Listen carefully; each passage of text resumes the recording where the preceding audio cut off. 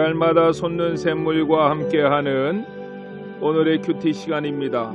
4월 11일 토요일, 오늘의 말씀은 마가복음 16장 9절로 18절의 말씀입니다.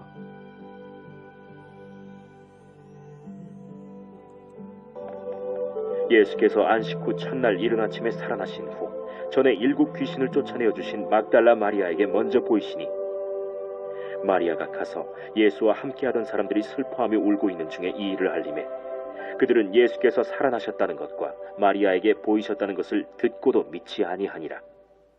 그 후에 그들 중 2 사람이 걸어서 시골로 갈 때 예수께서 다른 모양으로 그들에게 나타나시니, 2 사람이 가서 남은 제자들에게 알리었으되 역시 믿지 아니하니라. 그 후에 11 제자가 음식 먹을 때 예수께서 그들에게 나타나사 그들의 믿음 없는 것과 마음이 완악한 것을 꾸짖으시니, 이는 자기가 살아난 것을 본 자들의 말을 믿지 아니함일러라. 너희는 온 천하에 다니며 만민에게 복음을 전파하라. 믿고 세례를 받는 사람은 구원을 얻을 것이요 믿지 않는 사람은 정죄를 받으리라. 믿는 자들에게는 이런 표적이 따르리니, 곧 그들이 내 이름으로 귀신을 쫓아내며 새 방언을 말하며 뱀을 집어올리며 무슨 독을 마실지라도 해를 받지 아니하며 병든 사람에게 손을 얹은즉 나으리라. 새로운 아침입니다. 여호와 샬롬. 부활의 주님이 주시는 평강이 온 땅에 가득하기를 기도드립니다. 주일 이른 새벽에 여인들이 예수님의 몸에 향유를 바르기 위해 무덤으로 찾아갑니다. 가로막고 있는 돌을 누가 굴려줄까 걱정하는 마음으로 말입니다. 막상 무덤 앞에 도착해 보니 무덤을 가로막고 있는 큰 돌이 비켜져 있었습니다. 안으로 들어갔는데 예수님의 시신은 사라지고 그 자리에 신옷 입은 한 청년이 앉아 있었습니다. 마태복음에서는 그를 하늘에서 내려온 천사라고 말씀합니다. 천사가 여인에게 말합니다. 그가 살아나셨고 여기 계시지 아니하니라 라고 말입니다. 이어 여인들에게 제자들에게 부활하신 예수님에 대한 소식을 전하라고 하시면서, 예수께서 너희보다 먼저 갈릴리로 가시나니 전에 너희에게 말씀하신 대로 너희가 거기서 그를 배울 것이라고 말했습니다. 여인들은 이 소식을 전하기 위해서 급히 무덤을 떠나 제자들에게 알렸습니다. 하지만 11절에서 이렇게 말씀합니다. 그들은 예수께서 살아나셨다는 것과 마리아에게 보이셨다는 것을 듣고도 믿지 아니하니라 라고 말입니다. 이 여인들은 성에 있는 사람들에게 가서도 예수님의 부활 소식을 전했습니다. 그날의 소식을 들은 사람들 중에는 엠마오로 향하는 2 사람도 있었습니다. 누가복음 24장 18절은 그 중에 한 사람은 글로바였다고 말합니다. 그들은 예루살렘을 떠나 엠마오로 향하여 걸어가고 있었는데, 부활하신 주님께서 그들을 도상에서 만나 주셨고 구약 성경에 기록된 예수에 대한 말씀들을 풀어 설명해 주십니다. 엠마오에 도착한 그들은 예수님과 함께 떡을 떼며 식사할 때에 눈이 밝아져 그분이 부활하신 예수님이신 것을 깨닫습니다. 그 시간은 날이 기울었던 저녁 시간입니다. 하지만 누가복음 24장 32절로 33절을 보면 그들은 마음이 뜨거워져서 곧 그때로 일어나 예루살렘으로 갔다고 말합니다. 예루살렘까지는 누가복음 24장 13절 말씀을 참조하면 25리 정도 되는 거리입니다. 약 10km 정도 되는 거리인데 가파른 산길입니다. 이 길은 낮 시간에도 강도들이 자주 출현해서 여럿이 모여야 가는 길이라고 합니다. 하지만 부활의 주님을 만난 그들은 가슴이 뜨거워지고 이미 날이 기운 저녁 시간이지만 단숨에 예루살렘으로 달려가서 제자들에게 부활의 소식을 전했습니다. 이에 대한 제자들의 반응을 13절은 이렇게 말씀합니다. 2 사람이 가서 남은 제자들에게 알리었으되 역시 믿지 아니하니라 라고 말입니다. 그리고 본문 14절부터 18절까지는 11 제자에게 부활하신 주님이 직접 나타나신 사건에 대해서 말씀합니다. 먼저 14절 상반절을 보십시오. 그 후에 11 제자가 음식 먹을 때에 예수께서 그들에게 나타나사라고 말씀합니다. 이 내용을 요한복음은 자세히 기록하고 있는데 요한복음의 내용을 참조해 보면 예수님께서 부활하신 날 저녁에 제자들에게 나타나셨고 그때 도마는 없었습니다. 부활하신 예수님은 제자들에게 너희에게 평강이 있을지어다 라고 선포하십니다. 이 평강은 구약의 많은 거짓 선지자들이 선포했던 평강과는 다른 것입니다. 어떻게 다릅니까? 참된 평강은 죄의 문제가 해결되어야만 얻을 수 있는 것입니다. 그래서 이사야 53장 5절에서는 이렇게 말씀합니다. 그가 찔림은 우리의 허물 때문이요 그가 상함은 우리의 죄악 때문이라.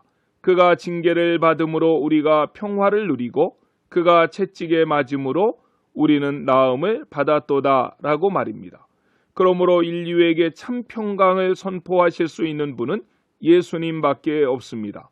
그분만이 우리의 죄를 십자가에서 해결해 주셨고 3일 만에 다시 살아나셔서 부활의 첫 열매가 되셨기 때문입니다. 이 평강을 받을 수 있는 비결은 오직 믿음입니다.